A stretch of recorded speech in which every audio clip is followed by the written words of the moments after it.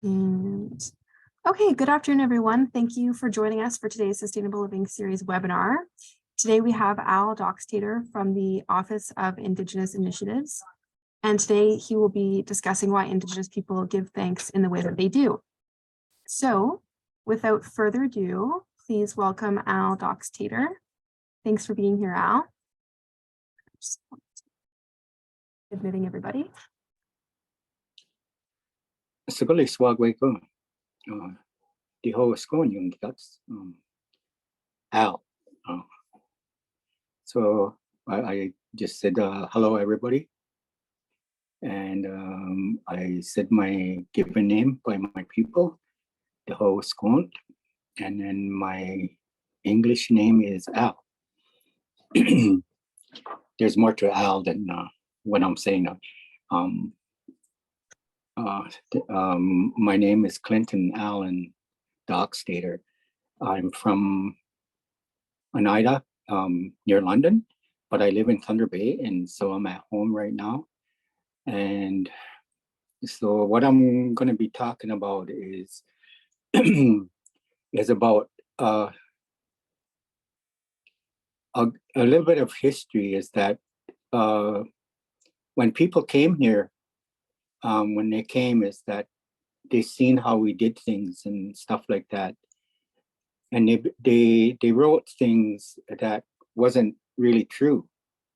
Is that they told that we had a god for the grass, for the trees, for the birds, for anything that's here on earth.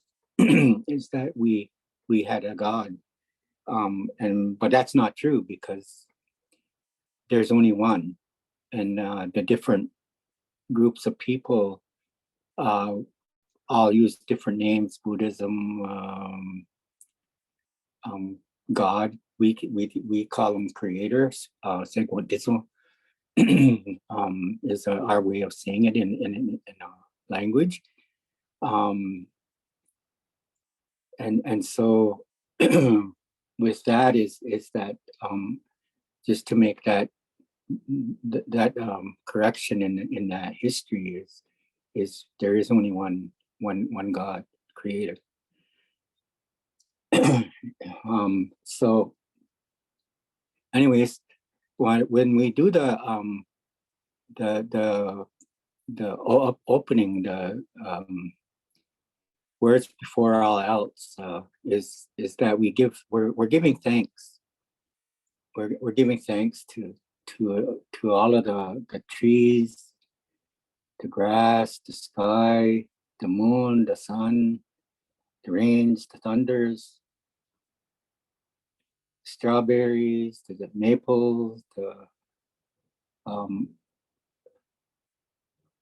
the different foods, and the animals, the four-legged, the crawlers, all the insects, everything. We give thanks. And the reason why we do that is because everything that's here on earth it sustains our life. It gives us life. It helps us to be upright. It helps us to be able to move about and stuff like that. And so when we do that is that we thank that. And so my question to all of you is how does each of those things that we give thanks for, how does each of those sustain our lives?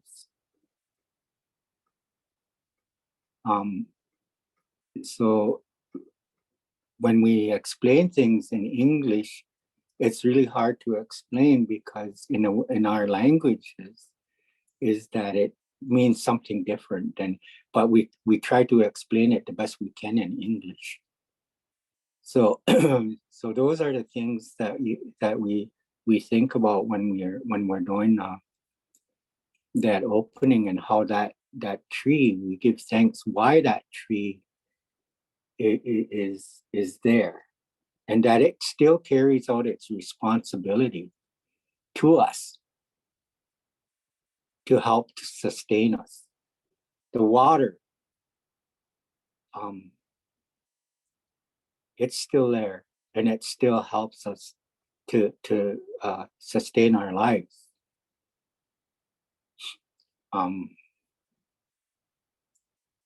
And the birds, we thank them because we can still see and hear them singing. And we give thanks to the four-legged, the wild and the domestic, because they give us sustenance. And the plants, we give thanks to them for that. They might help us with our health, the like medicine.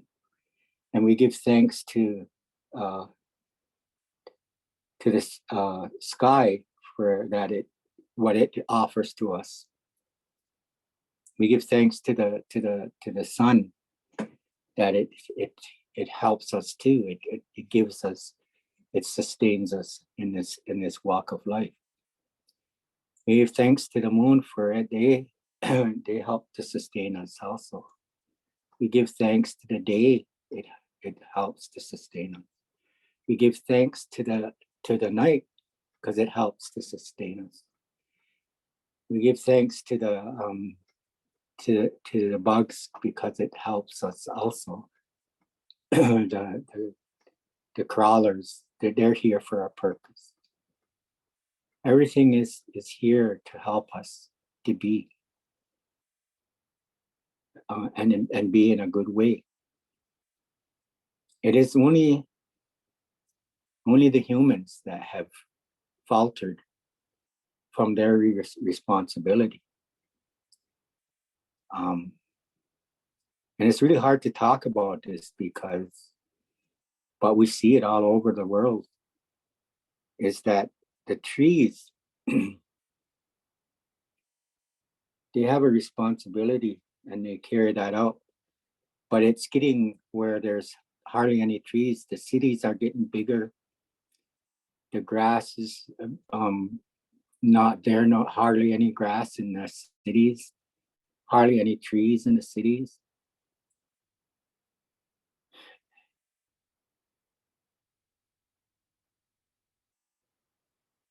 And our waters are being polluted.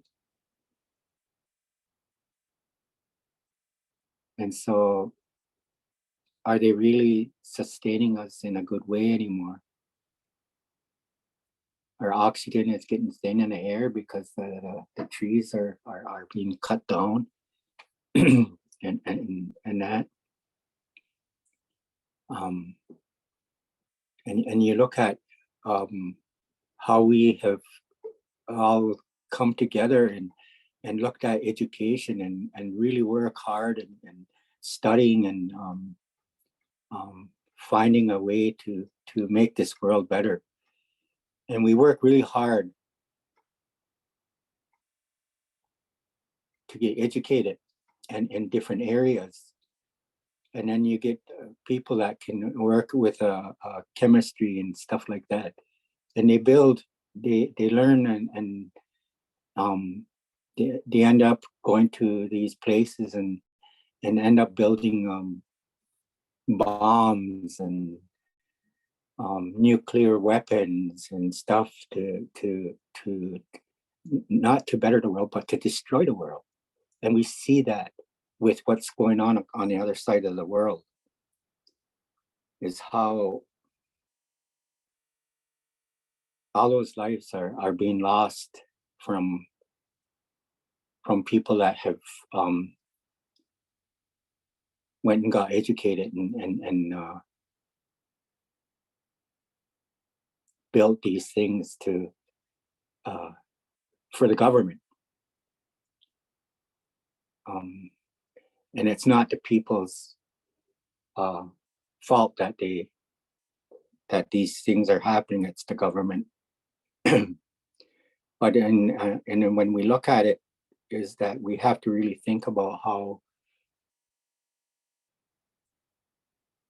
when we get educated, I'm not saying education is wrong. It's just that we got to find a better way to use our education and all of those things that we learn to help build a better world and saving what we have left to help sustain our lives. We wonder why there's so many sick people, why there's so many breathing problems, heart failures on really young people, mental disorders. All of this stuff is what is it about? Even people that even myself in this one is that when you think about going to a doctor and then telling you to take a pill, and you take that pill and you go back and see the doctor and he checks you over and he finds something else wrong with you, and so you have to take a pill for the other pill.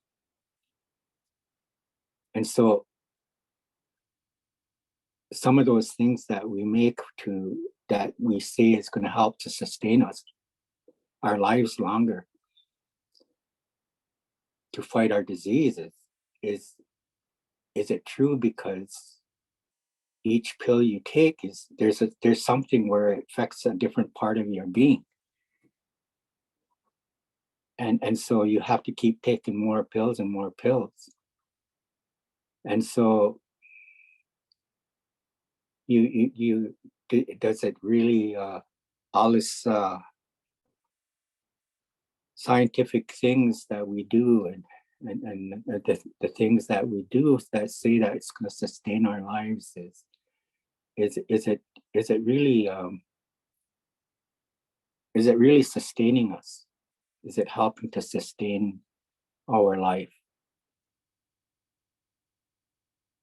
So to me is that there's so many different things about sustainability, and where does it all stem from, and how do we all protect what we have left to help us sustain who we really are as human beings.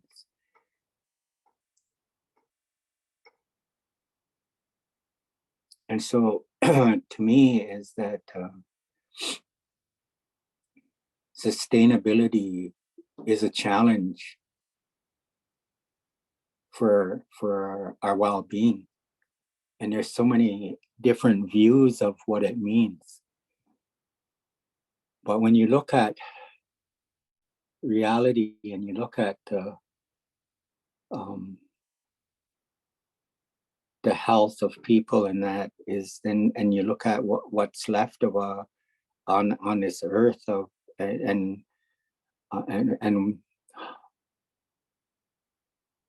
the discomfort of people, and even now it's not only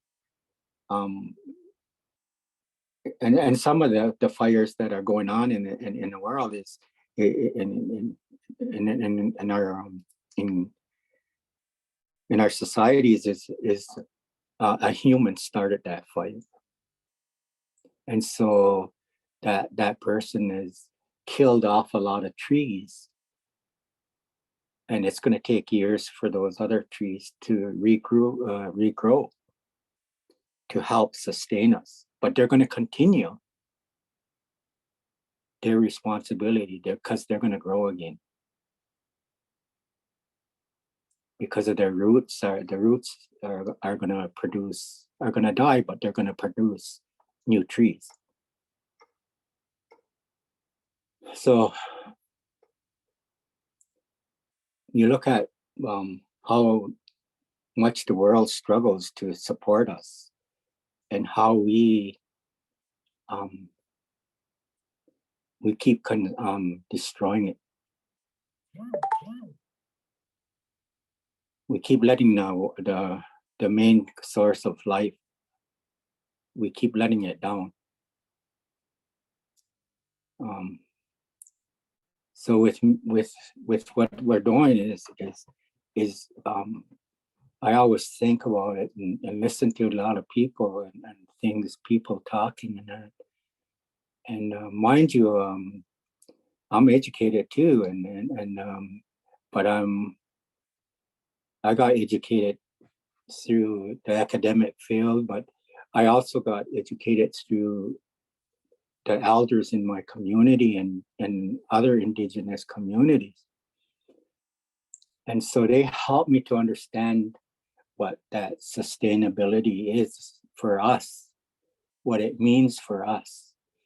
And people get mad at us when we stand up to protect the land and and that and yeah, we do, sometimes we do it in a not such a good way. But if we don't stand up for to protect it and stop the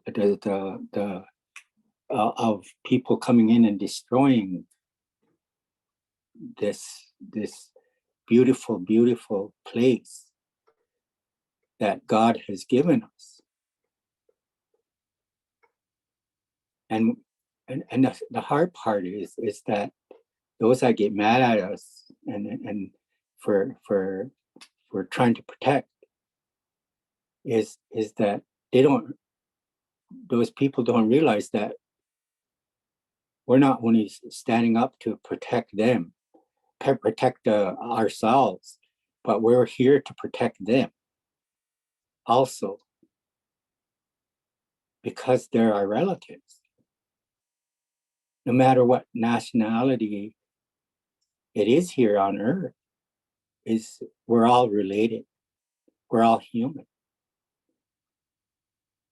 And so when we stand to protect the land, and that is, it's, we're doing it not for only the Indigenous people, but for all people, so that we might all live, that we might have life to do the things to bring us together, to work together, that we might help sustain Mother Earth.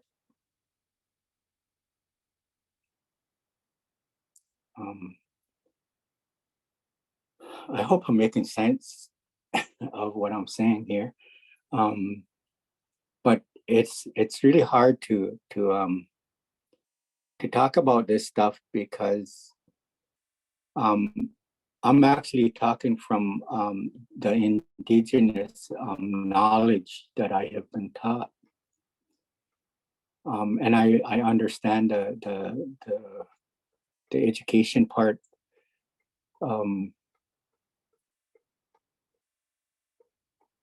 And that, so that this stuff is we look outside and see the sun out there and it's doing its duty.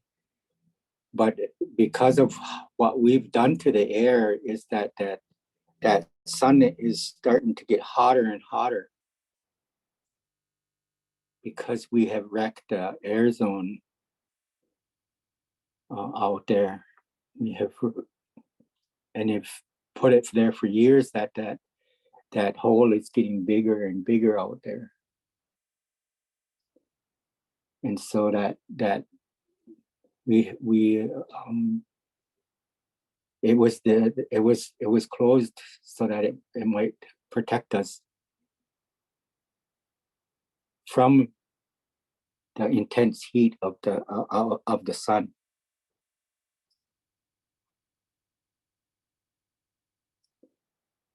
But it would also control the winds, the storms, and all that.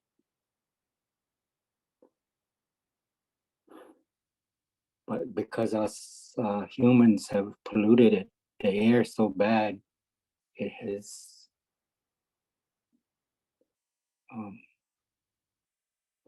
done what it's done.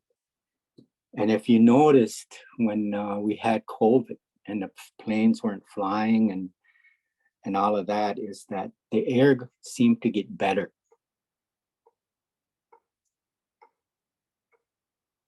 But now that it has opened up again and there's all kinds of jets and stuff flying around, is then it's affecting that air again, the flow of the air.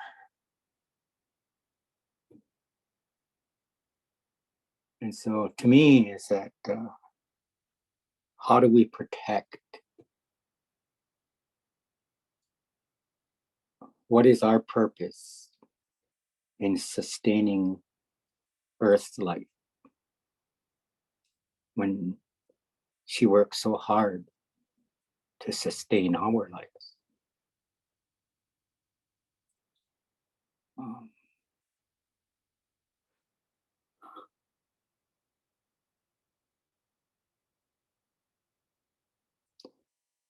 So with that,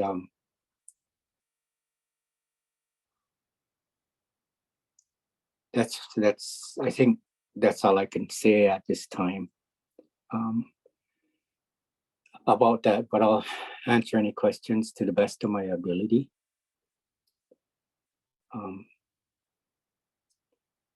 From my Indigenous knowledge that I have been taught. Now,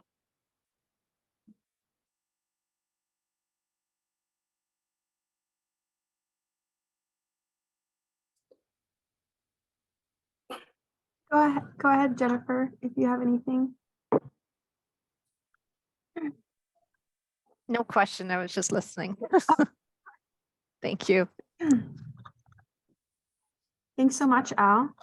Yeah, if anyone has any questions, feel free to chime in, or I can read them out if you put them in the chat.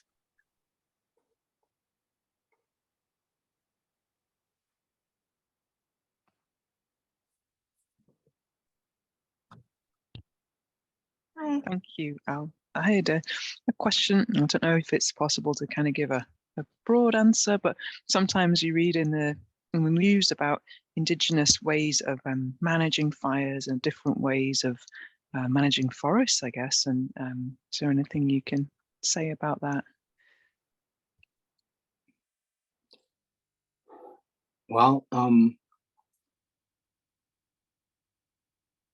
there, it always goes back to stories and things, and we say they're stories, but it was always about the way that we were taught about things, because what is here on earth is also inside of us. We have our own fire, and a raging fire, if you look at a person that gets upset and they get angry and is that their fire their inner fire is burning out of rage. It's just all over the place. But when you're calm and all of that it's just a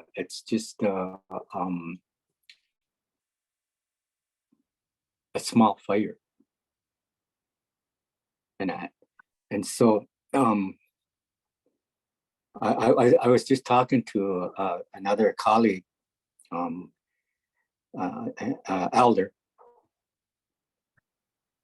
and we were talking about sustainability, and we said that, you know, when we look at the fires today that are happening and they're raging the way they are, we had fires long time ago, and that is, and we looked after them, and we had ceremony for them. We did, like when there were fires, we had ceremony asking for help for that they don't hurt people, you know, harm a lot. But today when we were talking, like the other day when we were talking, is it was really funny because the other elder said the reason why they're raging today is because they're angry because we're destroying them. the fires, and so we can take care of fires. We can fight fires as Indigenous people in different ways.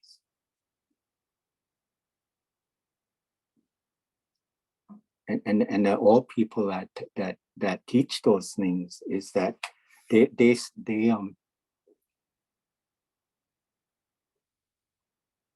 a lot of stuff that we understand and we know is that they won't come out in public and talk about it, because our people, when we were doing what we used to do, when we first were colonized, is that we had to stop doing everything we did, because if we didn't, is our people were killed off for their knowledge and their understandings of what we were doing to help sustain Mother Earth. And so those people, it's really hard to get them to talk about those kind of things. And so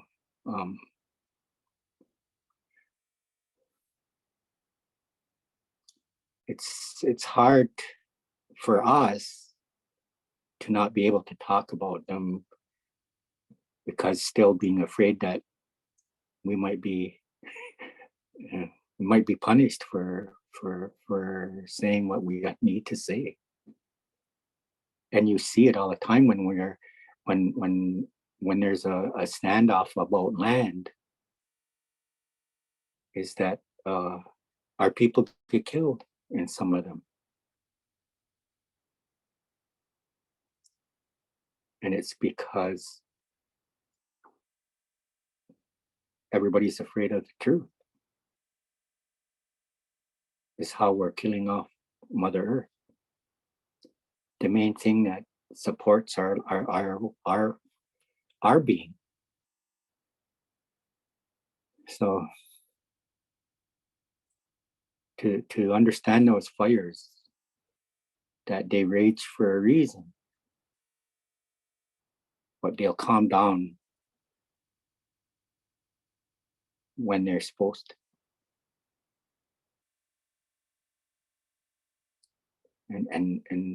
And we see it all the time, because you fight the fire here and it starts up over there.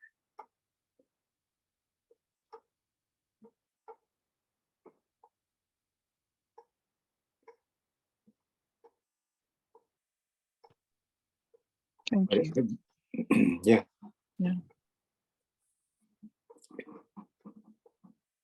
Yeah. We also had a two-part question in the chat.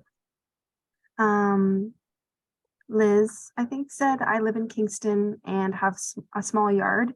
What actions can I take to improve the environment in my yard, and by extension, improve the city's environment?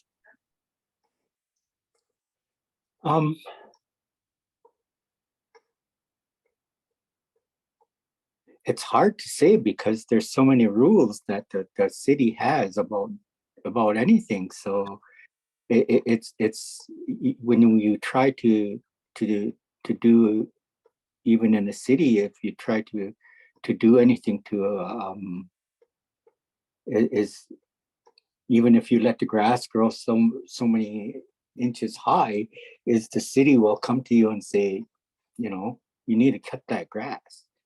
You need to trim your trees. You need to do this. You need to do that. So we are really controlled on what we can actually do. And this remembering is that what you're trying to do is to keep that beauty there, that green, that oxygen, the minerals that come from those things. All of that, even the some of the stuff that I understand, that is that we talk about salads. We go to the store, we buy all of these cucumbers and lettuce and all of that, and it's good. It's really good. But how many of you had dandelions, plantain, clover, black, no, geez, I can't think all of them now, but these different plants that grow out there are goldenrod, milkweed, and had it and made a salad of it and ate it. I could just see people's faces like, what? but those things sustain us. But we always think about what the scientists find, and it's if you consume anything a whole lot, it's gonna be bad for you, and it doesn't matter what it is. If it's like cucumbers, tomatoes, anything like that, anything. If you consume too much of it, then it'll kill you. But if you consume just enough, it's going to help you. It's going to sustain you. It's going to make you healthy, because there's so many things in each of that. A blade of grass, different things. There's things that our bodies need from these plants that will help us. And I remember the first time that we did that is made a salad is for going back to the old ways of, and teaching our own. And it was in our own community that we did it. And people were looking at us like we were crazy. So what we did is we added a little bit of lettuce and tomatoes to it, and just doctored it up a little bit so that they wouldn't notice right away what they were eating. And then after we told them that what they were eating, and they said, really? Like, and that was our own people. So if I bring that to you and try to feed you that, are you going to eat it? You're going to say, I'm not a cow. I'm not a horse. I'm not a rabbit. But you think about it, is all those things that you eat out of a garden, those animals eat that too. So what's wrong with eating those things that will actually help you and help you in a healthy way? But if you consume too much of everything, is then yeah, you're going to get sick. And that's why they say just take what you can use. That's our way. It's just take what you can use. What's going to make you feel good about about yourself. Understanding that you have control over your well-being, and what you consume and how you consume it and how much you consume is what's going to make you sick.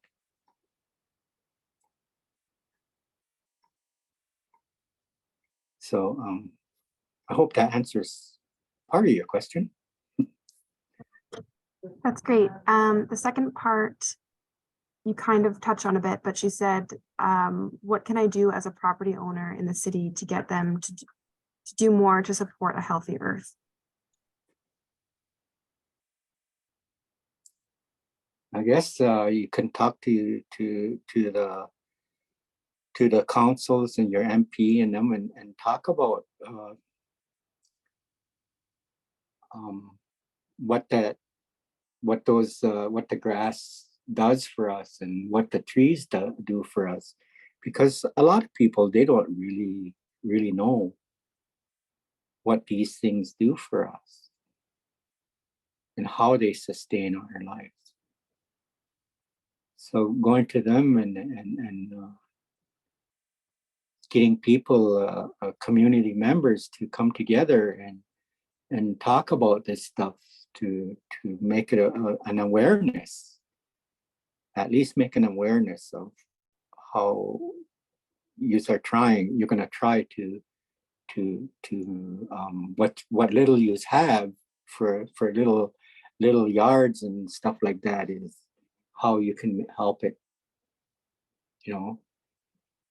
help those things to continue to support us, and we can support it by not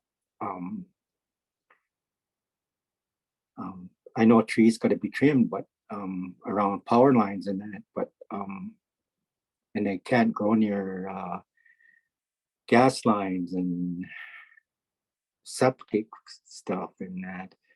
But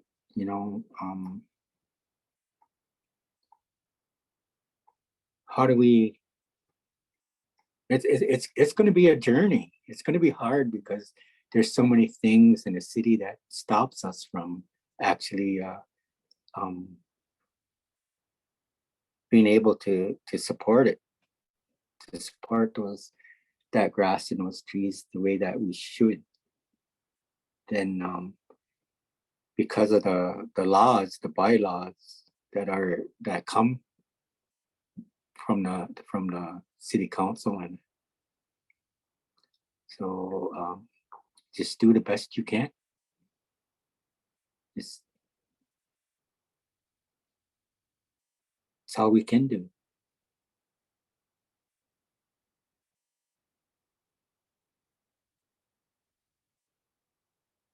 That's great. Is any more questions from anyone?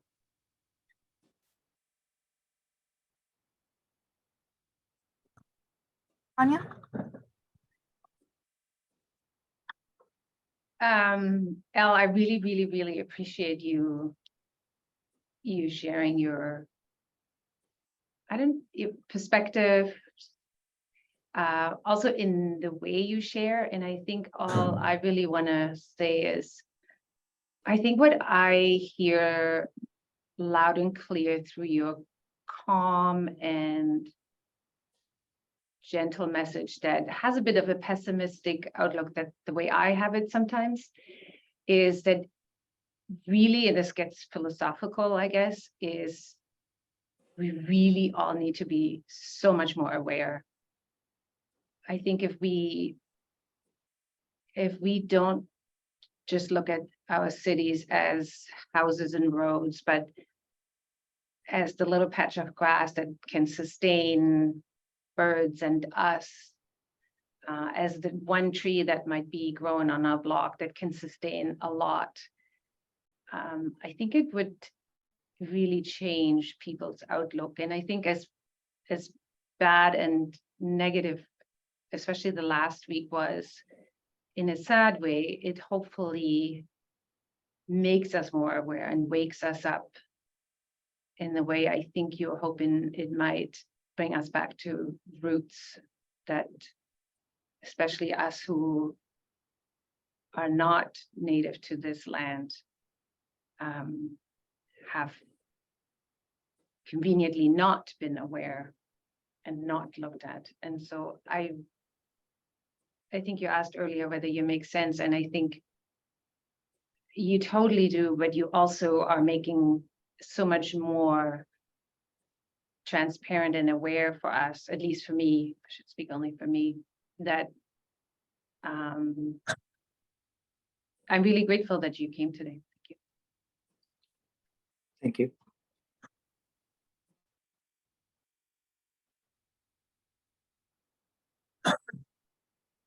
Thanks, Anya. Anyone else? If not, this session was recorded. Wait, just end that now.